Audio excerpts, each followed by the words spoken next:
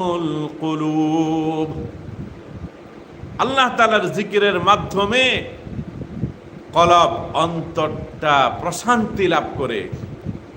আপনি পেরেশানিতে আছেন, আপনি অস্থিরতায় আছেন, আপনি ডিপ্রেশনে আছেন, আপনার চিন্তা ভাবনায় টেনশনে আপনার ঘুম আসতেছে না, ট্যাবলেট খেয়ে আপনাকে ঘুমাতে হয় না। প্রিয় ভাই বোনেরা, আল্লাহ তাআলা তো ট্যাবলেট রেখে দিয়েছেন আপনার মস্তিষ্ক থেকে, স্মৃতিপট থেকে সকল রকমের পেরেশানি অস্থিরতা দূর হওয়ার জন্য আল্লাহ তাআলা তো চিকিৎসা রেখে দিয়েছেন।